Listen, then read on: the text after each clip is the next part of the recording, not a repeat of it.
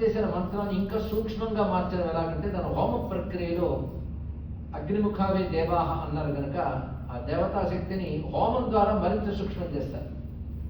దాని తర్వాత తర్పణ, మార్జన ఇత్యాదుల ద్వారా ఇంతవరకు జపించి హోమం చేసినటువంటి ఆ మంత్రశక్తిని యంత్రంలో ధారపోస్తారు. అలా పెట్టిన యంత్రం దానిపై ఏ మూర్తి ఉండాలనే శాస్త్రం ఉంటుంది. ఒక యంత్రం పెట్టి మరొక మూర్తిని పెట్టం. ఏ మూర్తిని పెట్టబోతున్నామో దాని శక్తిని యంత్రమే పెడతాం. ఆ యంత్ర శక్తిలో ఆ దేవతా తత్వం అంతా దాగి ఉంటుంది. సూక్ష్మ రూపం, సటిల్ అంటారు, సూక్ష్మ రూపంలో దేవత ఉంటుంది. అప్పుడు దానిపై సంస్కరించిన విగ్రహాన్ని ప్రతిష్ఠ చేస్తారు. కొట్టి ఏదో బొమ్మ తెచ్చి పెట్టడం కాదు. ఆ విగ్రహానికి ముందు జలాదివాస, ధాన్యాదివాస, శయ్యాదివాస, క్షీరాదివాసం అని అధివాసాలు చేస్తారు. దాని తర్వాత ఆ మూర్తిని ఆ విధంగా సంస్కరించి అప్పుడు ఆ యంత్రం ఏదైతే దివ్యశక్తిని మనం ధారపోసామో దానిపై ఆ మూర్తిని పెడతారు. అప్పుడు ఆ యంత్రగతమైన శక్తి ఆ మూర్తిలో ప్రత్యడుగు వ్యాపిస్తుంది. అలా ఉన్నటువంటిది విగ్రహ ప్రతిష్ఠ ఉంది. దాని తర్వాత ఆ స్వామికి గర్భాలయం, ముఖమండపం లేదా అర్ధమండపం ఇలాంటి మాటలతో పిలుస్తారు. దాని తర్వాత చుట్టూ ఉన్న ప్రాకారములు, రాజగోపురం వీటన్నిటి కూడా సంఖ్య ఉంది. ఏదో సౌకర్యాలు చూసి చేయడం కాదు, వీటికి ఒక పద్ధతి కూడా ఉంది. ఇలా ఎన్ని కలిపి చేయడం వల్ల దేవాలయంలో ప్రతి కోణంలో ఒక శక్తి ఉంటుంది, దివ్య శక్తి ఉంటుంది. ఆలయంలో గర్భాలయంలో మూల విరాట్టు ప్రధాన శక్తి ఉన్నప్పటికీ కూడా ఆ చుట్టూ పరిసరాల్లో కూడా అనేక శక్తులు ఉంటాయి. వాటిని అనుసరించి వివిధములైనటువంటి ఆరాధనలు కూడా చేస్తూ ఉంటారు. ఒక ధ్వజస్తంభం మనం పెట్టామంటే ధ్వజస్తంభం దగ్గర చేయవలసిన ఆరాధన ఉన్నాయి. ఇన్ని దేవతా శక్తులు అక్కడ ఉంటాయి. ఇలాంటి దేవతా శక్తుల్ని నిరంతరం అక్కడ పెట్టడమే కాదు, కాపాడుకోవాలి, బదిలిపరుచుకోవాలి. ఆ బదిలిపరుచుకునే పద్ధతి స్వామికి చేసేటువంటి నిత్యార్చనలు, అదేవిధంగా పక్షోత్సవ, మాసోత్సవ ఇత్యాదులు చేస్తూ ఏవైతే ఆగమం విధించిందో ఆ ఆలయానికి ఎప్పుడెప్పుడు ఏం చేయాలని నిర్ణయించిందో దాని ప్రకారం చేయవలసిన ఆరాధనలు, పద్ధతులు చేయాలి. ఇవన్నీ చేయడం వల్ల అందులో మనం ఏ శక్తిని ప్రతిష్ఠించామో అది మరింత ప్రబుద్ధమవుతుంది, వ్యాపకమవుతుంది. అది మొత్తం విశ్వాన్ని కూడా కాపాడగలిగే శక్తి ఉంటుంది. లేకపోతే అనేక రకాల దాడులు జరిగినా ఎన్నైనా భారతదేశం క్షేమంగా ఉండగలిగింది అంటే ఆలయాల్లో జరుగుతున్నటువంటి కైంకర్యాల వల్ల, అక్కడున్న దైవశక్తి వల్ల. ఇది తెలుసుకోవాలి. ఒక్క ఆలయం ఎన్ని యోజనాల శక్తిని ప్రసరింపజేసి అంత రక్షిస్తుందో అనేది కూడా తెలిస్తే, ఇప్పుడు మన ప్రస్తుతం ఉన్నటువంటి ఈ దేశంలో కూడా ఎన్నో భవ్యమైన ఆలయాలు ఉన్నాయి. వాటిని చూడడం జరిగింది. అద్భుతం ఏంటంటే అక్కడ కూడా శాస్త్ర ప్రకారంగా అర్చనలు చేసేటువంటి అర్చక స్వాములు ఉన్నారు. వారు ఆగమ విధానాలను అనుసరించి చేస్తూ ఉంటారు. వాడి నియమాలు ఉన్నాయి. ఎవరైనా చేసేవచ్చు కదా అంటే ఎవరైనా చేయడానికి లేదు. ప్రతిదానికి కూడా ఒక సంప్రదాయం వెనకాల ఉంటుంది. ఎందుకంటే విప్లవవాదాలు సమాజంలో పనికొస్తాయి కానీ ఆధ్యాత్మిక విప్లవవాదాలు ఉండవు. అంటే కొత్త మార్పులు తీసుకురావాలి, కొత్తవి చేయాలి అనేటువంటి విప్లవవాదం సమాజంలో వేరు. అది వాళ్ళ ఒకటి ఉంటుంది, రేపు మారుతుంది. కానీ దైవ శాస్త్రం, దైవ నియమాలు మారేవి కావు, శాశ్వతమైనవి. ఎప్పుడు సూర్యుడు తూర్పును తీర్చడం ఏంటి, రేపటి నుంచి పడమను తీర్చేలా చేస్తాను అని అనుకుంటే అది మెచ్చదగ్గ అభిప్రాయం కాదు కదా.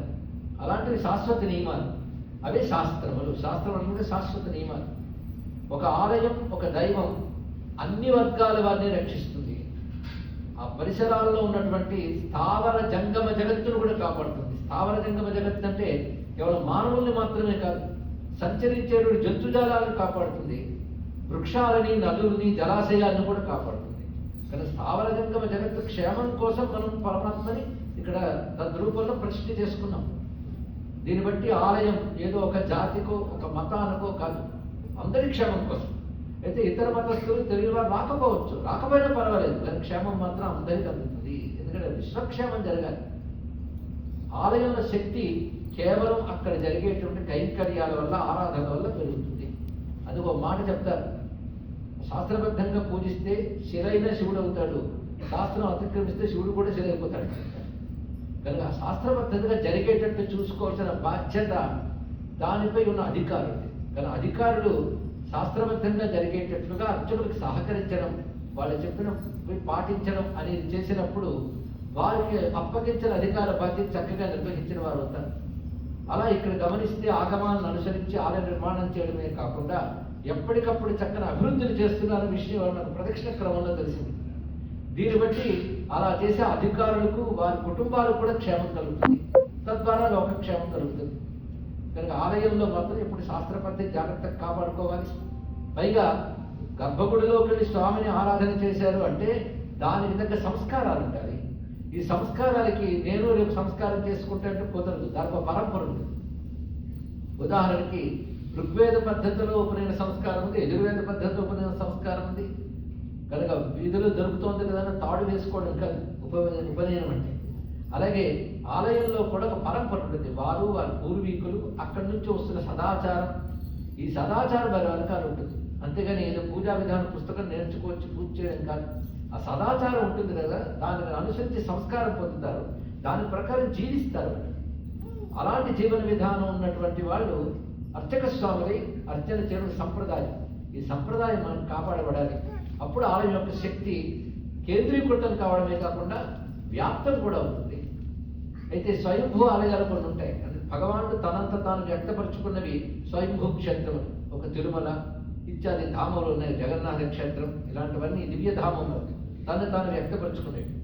అలాగే ఋషి దేవతా ప్రతిష్టమైన క్షేత్రములు రెండవ వర్గానికి చెందినవి. వీటిని సిద్ధ క్షేత్రములు అంటారు. వీటిలో కూడా శక్తి సహజంగా ఉంటుంది. ఎందుకంటే ఋషులు దేవతలు తమ తపశక్తిని ధారపోస్తారు.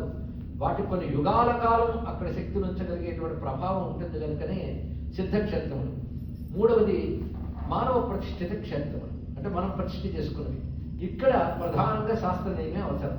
ప్రతిష్ఠ చేసేవారు ధనం చేస్తాం కనుక మేము చేస్తామంటే సరిపోతుంది. దానికి తగ్గ సంస్కారములు వారు పొందాలి, నియమాలు ఉండాలి, నిష్టలు ఉండాలి.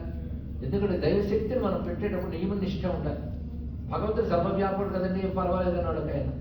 అంతటా ప్రవహించే గంగ మీద మీరు మూత పెట్టక్కర్లేదు, కానీ ఇంటికి ఒక చెంబులోనో పాత్రలోనో తెస్తే మూత పెట్టాలా లేదా చెప్పండి. దీన్ని గంగాజలమే అంటాం. కానీ సర్వవ్యాపుడైన భగవంతుడికి నియమాలు ఉంటాయో లేదో తెలియదు. కానీ ఒక ఆలయంలో కానీ ఏకీకృతం చేసి మనం పెట్టినప్పుడు మాత్రం నియమాలు పాటించాలి. ఆ శక్తిని మనం కాపాడుకోవాలి. తేడాలు వస్తే దుష్ట శక్తులు ప్రవేశిస్తాయి. అందుకే సదాచారం పాటింపబడుతూ ఆలయాల్లో ఆరాధన నిర్వహింపబడాలి. అలా నిర్వహించగలిగేటువంటి అర్చక స్వాములకి దానికి అవకాశం ఇస్తూ ఉండవలసింది అధికారులు. ఇంకా శాస్త్ర సమ్మతమైన అభివృద్ధి చేయాలి. అందుకే ప్రజాకృష్ణ పథకాలు ఆలయానికి పనికిరాదు. ఆలయ అభివృద్ధి అంటే కేవలం ధనం మాత్రమే కాదు, ధనం అవసరమే, ధనం లేని ఏది జరగదు. కానీ ఆలయంలో జరగవలసినటువంటి ఏ శాస్త్ర చోదితమైన కర్మలు ఉన్నాయో సరిగ్గా జరిగేటట్టు అయితే ఆలయం తనంత తానే అభివృద్ధి చేసుకుంటుంది. అది గుడికి రాబడి రావచ్చు కానీ రాబడి కోసం గుడి కాదు. ఇది కూడా గ్రహించవలసిన సూత్రం. ఇలాంటి ఆలయాల్లో మనం అనేక దేవతల్ని పెడుతూ ఉంటాం. ఒక ఆలయంలో ప్రధాన దేవత మరొక ఆలయంలో పరివార దేవత కావచ్చు. అది ఆ మర్యాద. అలా ఇక్కడ మనం అక్కడ హనుమత్ స్వామిని ఇప్పుడు ఆలయం మళ్ళీ ఉద్ధరణ చేస్తున్నాను విన్నాను. గణపతి స్వామి ఉన్నాడు. గణపతి కంటూ ఆలయాలు ఉంటాయి. మళ్ళీ అప్పుడు ఆయన ప్రధానం అవుతాడు. హనుమంతునికి ఆలయాలు ఉన్నాయి, అప్పుడు హనుమంతుడు ప్రధానం అవుతాడు. అంటే ఒక ఆలయంలో పరివార దేవత, మరొక ఆలయంలో ప్రధాన దేవత ఇలా ఉండడం మనం చూస్తూ ఉంటాం విశేషించి. అది కొన్ని క్షేత్రాల్లో క్షేత్రపతిగా, క్షేత్ర పాలకుడుగా శివుడు ఉంటే కొన్ని క్షేత్రాల్లో విష్ణు క్షేత్ర పాలకుడు ఉంటుంటాడు. అవి ఎక్కువ తక్కువ లేని కావు. అక్కడ ఆరాధన పద్ధతిలో మనం దేని పెట్టామో దాన్ని అనుసరిస్తూ ఉంటుంది. అయితే సర్వదేవాత్మాత్మకుడు పరమాత్మ ఒక్కడే. ఆ పరమాత్మను వెంకటేశ్వరుడుగా దర్శిస్తున్నాం. తిరుమలలో వెంకటేశ్వర స్వామి స్వయంభూ క్షేత్రం. ఇక్కడికి వచ్చి మనం వెంకటేశ్వరుని నమస్కరిస్తే మన ప్రార్థన తిన్నగా తిరుమలలో వెంకటేశ్వర స్వామి చరణాలు పెడుతుందనడంలో సందేహం లేదు. ఎందుకంటే ఆ స్వరూపాన్ని, ఆ కళల్ని శాస్త్రబద్ధంగా ప్రతిష్ఠ చేయగానే అనుబంధం అక్కడ ఏర్పడి ఉంటుంది. కానీ ఈ దేశంలో కూడా ఎన్నో ఉత్పాతాలు జరగకుండా ఈ దేశంలో వెలిసినటువంటి వెంకటేశ్వర స్వామి తప్పకుండా కాపాడుతున్నాడు. దీనికి అనేక నిదర్శనాలు ఉన్నాయి. కొంతమంది సిద్ధపురుషులైతే దీన్ని చెప్పగలరు. మనకి ఎంత వెంకటేశ్వర మూర్తులు అమెరికాలో ఉన్నాయో అన్నీ కలిపి ఒకే వెంకటపతి. ఆ వెంకటపతి తప్పకుండా ఈ దేశాన్ని కాపాడతాడు. అందుకే ఈ దేశం బాగుండాలని కూడా మనం ప్రార్థన చేయాలి. ఎందుకంటే ఉన్న దేశం, కన్న దేశం, ఈ రెండూ బాగుండాలని ప్రార్థించాలి. ఈ దేశ చరిత్ర కూడా సామాన్యమైనది కాదు. మొన్ననే 250వ సంవత్సరం చేసుకున్నారు స్వతంత్రం వచ్చి. ప్రపంచానికి గొప్ప విజ్ఞానాన్ని, సైన్స్ అండ్ టెక్నాలజీని ఇచ్చినటువంటి దేశం ఇది. అలాంటి ఈ దేశం కూడా సర్వధర్మములను గౌరవిస్తూ ఉన్నటువంటి సంస్కారం ఇంకా పెరగాలని కోరుకోవాలి. ఎందుకంటే అన్ని ధర్మాలు బాగుండాలి అని కోరుకునే ధర్మం హిందూ ధర్మం. అందుకే నేను మాత్రమే బాగుండాలి, నాది మాత్రమే గొప్ప ధర్మము, ఇందులోకి మీరు మారితే మీరు గొప్పవారు, మారకపోతే తక్కువవారు అనేటువంటి లక్షణం హిందూ ధర్మంలో లేదు. అది విశాల హృదయం సహజంగా సనాతన ధర్మంలో ఉన్నది. ఎందుకంటే మొదటి నుంచి ఉన్న ధర్మం ఇదే కనుక. అలాంటి ధర్మం యొక్క విలువ కూడా ఆలయం ద్వారా తెలియాలి. అది తర్వాత పని. ఒక ఆలయం ఎంత దేవతాశక్తి కేంద్రం అంత విజ్ఞాన కేంద్రం కావాలి అంటే గుడి బడి కావాలి అని కోరుకోవాలి. ఆ గుడి ద్వారా ఒక జ్ఞానం ప్రజలకు తెలియాలి. మన ధర్మం అంటే ఏమిటి, మన చరిత్ర అంటే ఏమిటో కూడా తెలియాలి.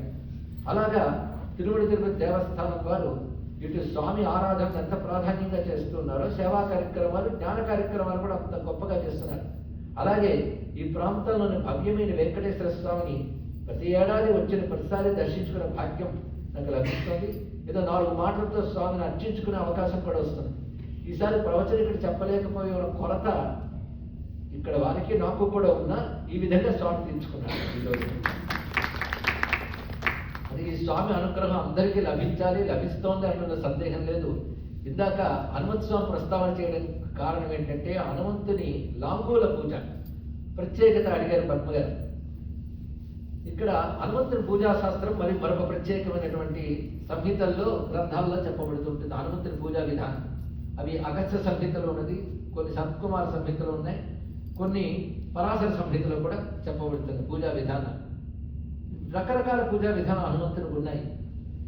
ముఖ్యంగా భారతదేశాన్ని ఇతరుల దాడుల నుంచి రక్షించడం కోసం హనుమంత్ శక్తి కావాలి, శ్రీరాముని అనుగ్రహం కావాలని దర్శించిన ఒక సిద్ధ పురుషుడు సమర్థ రామదాసు.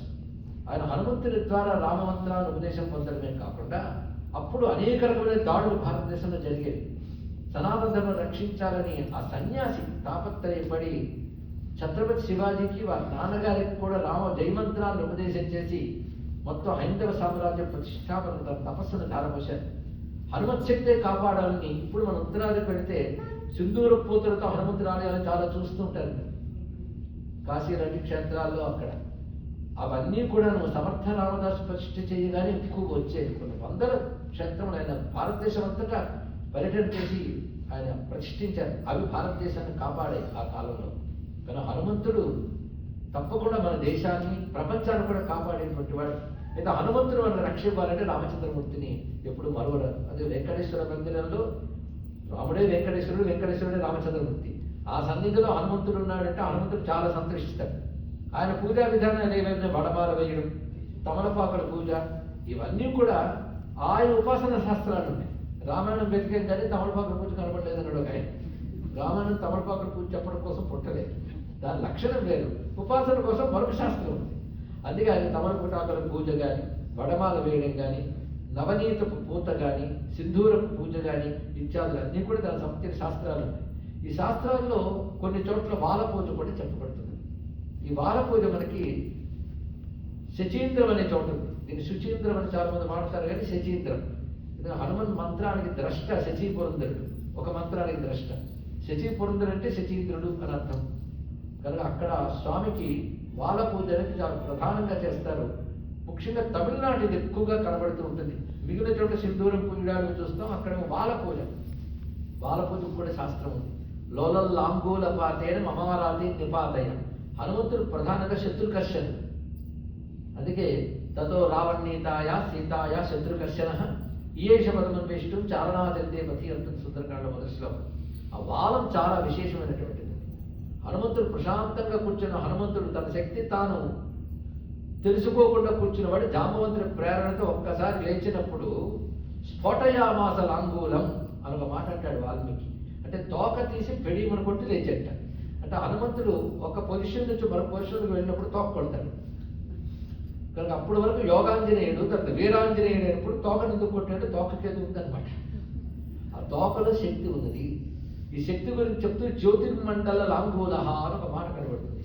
జ్యోతిర్మండలం ఆయన వాలముగా ఉన్నది. అంటే ఆ వాలములో ఉన్న సామాన్యమైన అంశం కాదు. దీని గురించి హనుమాచార్య వారు కూడా కీర్తనలో చూపిస్తారు ప్రత్యేకమైనది. అటువంటి ఆ తోకకి నమస్కారం చేసుకున్న గొప్ప విషయం. ఎందుకంటే సీతమ్మ బాధపడింది. బాధపడితే లంక తగలబడింది. మనం అనుకుంటాం హనుమంతుడు తోక మంటతో కాల్చేది కాదు, అమ్మవారి శోకపు మంటతో కాల్చేది. ఆయన మాత్రం ప్రశాంతంగానే ఉన్నాడు. అది రామచంద్రమూర్తిలో 2 ఉన్నాయి. సీతమ్మ మీద ప్రేమ, రావణుడి మీద కోపం. అది పట్టుకొచ్చాడు హనుమంతుడు లంకకి. సీతమ్మ మీద ప్రేమని సందేశ రూపంలో అమ్మవారికి చెప్పి మనసును ఓదార్చాడు. కోపం ఉంటుంది కదా, ఆ కోపాగ్నికి అమ్మవారి శోకాగ్ని కూడా జత కలిసి తోక మీద పెట్టుకుని మొత్తం లంకంతా దగ్గర పెట్టాడు. అంటే ఆ తోకతోనే ఎంత కార్యం చేశాడు. ఈ తోకలో ఒక గొప్ప రహస్యం ఉంది. యోగపరంగా కొండలి రహస్యం కూడా ఉంది, కానీ మూలం నుంచి ఆ చివరి వరకు ఒక్కొక్క స్థానంలో ఒక్కొక్క దేవతా శక్తి చెప్పబడుతుంది. అందుకే ఆ బాల పూజలో ఆ దివ్యమైన దేవతారాధన కూడా మనకు ప్రస్తావన ఉన్నారు. అది ముఖ్యంగా శత్రుబాధ పోగొడుతుంటారు. శత్రుబాధ అంటే ధర్మానికి, దేశానికి, వ్యక్తికి, కుటుంబానికి కీడు కలిగించే దుష్టశక్తులు. అది వ్యక్తుల రూపంలో ఉండొచ్చు, కాలరాని దుష్టశక్తుల రూపంలో ఉండొచ్చు. ఆ కీడు కలిగించే శక్తులన్నీ తొలగిపోవాలి అని మనం ప్రార్థన చేయాలి. ఎందుకంటే యుద్ధం అనేది శత్రుభావం వల్లే ఏర్పడుతుంది. శత్రుభావం పోతే యుద్ధాలు ఉండవు. కానీ యుద్ధాల విషయంలో ఆందోళన పడుతున్నవి, రకరకాల అంతర్గతమైన దాడులతో బాధపడుతున్నవైన దేశాలకి భగవానుడు శత్రుబాధను తొలగించాలని ప్రార్థన చేస్తూ, అలాంటి హనుమంతుడి లాంగూల పూజ అభీష్ట సిద్ధికి, క్షేమానికి కూడా ముఖ్యమైనది. అందుకే శత్రుకర్షణుడైన స్వామి లోలల్ లాంగూల పాతేన మమారాతి నిపాతయ, తన యొక్క తోక తాకిడితో నా శత్రువుల్ని తొలగించుగాక అని ప్రార్థిస్తున్నాం. అలాంటి బాలగాత్రుడు, భజే బాలగాత్రం అంటాం కదా, బాలగాత్రుడైన హనుమంత్ స్వామి అందరినీ రక్షించుగాక. వెంకటేశ రామనామం పలికితే అని మహానందం కనుక ఇవాళ మనం వెంకటేశ దర్శనం చేసుకొని హనుమంతుడు కూడా పలికం. హనుమంతుడు ప్రస్తావన చేస్తే రాముడికి చాలా ఇష్టం. శ్రీరామ హృదయానందం భక్తకల్ప మహీరుహం అభయం వరదం దౌర్భ్యాం కలయే మారుతాత్మజం అంటారు. ఇవాళ ఇద్దరు సౌహృదయుల ప్రశ్న వల్ల ఒక ఆలయ వ్యవస్థ గురించి, హనుమత్ వైభవం గురించి ప్రస్తావించిన భాగ్యం లభింపజేసిన శ్రీ వెంకటేశ్వర స్వామి కారుణ్యాన్ని నమస్కరిస్తూ స్వస్తి.